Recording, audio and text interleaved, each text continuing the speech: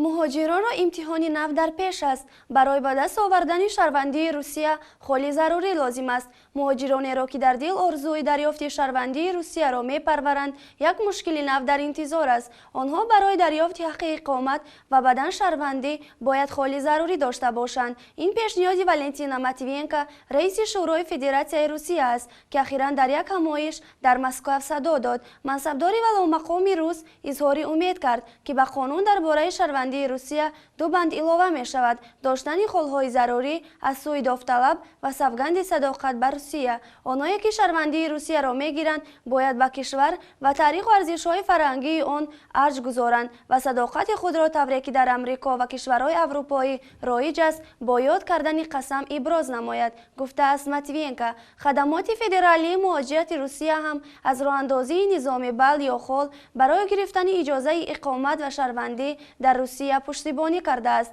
مسئولان این نهاد پیشنهاد دارند که به داوطلب برای معلومات عالی 30 خل، برای تجربه 5 ساله کاری از روی اختصاص 15 خل، برای خویش و تبار و منزل داشتن هم خلهای معین داده شوند. برای دریافت حق اقامت یا شهروندی ساکن دیگر کشور باید صاحب حداقل 65 خل شود. پیشنهاد وارد کردن اصلاحات و قانون شهروندی روسیه در حال است که اکثر مهاجران تاجیک دریافت شناسنامه روسیه را بهترین راه دستیابی به کار و زندگی ارزنده در روسیه می‌خوانند. کریم جانیاروف، رهبر سازمان اتنوس در مسکو، برای این باور است که بعد از ورود این تغییرات برای شهروندان زیاد از تاجیکستان گرفتن حق اقامت و شهروندی مشکل‌تر می‌شود، زیرا بیشتر مهاجران کاری نه معلومات عالی دارند، نه اختصاص و نه خویش و تبار و منزل.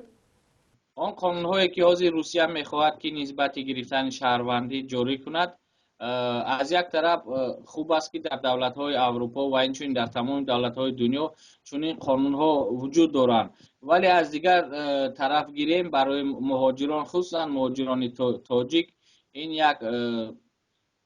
قانون نمی باشد که با آن منفی آور می باشد، چون که این قانون در آن چنین نوشته شده است که برای گرفتن شهروندی یا که حق اقامت باید که خلهای معین گرفته شود. بیش از همه این خلها داده می شوند تا 30 خل برای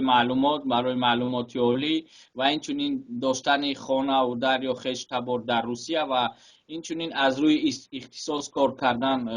مدت معین، مدت 5 سال. چخیلی که ما میدونیم مهاجران تاجیک مدت 20 سال، زیاده از 20 سال در روسیه کار میکنن، ولی متاسفانه قسم زیادی آنها معلومات عالی ندارن و این چنین آنها از روی اختصاصشان هرچند که در روسیه سالهای دراز از روی یک اختصاص هم کار کنن، ولی حجت ندارن که با خدمات مهاجرت روسیه پیشنهاد کنن که آنها در حقیقت از روی همین اختصاص مدت 5 سال کار کردن.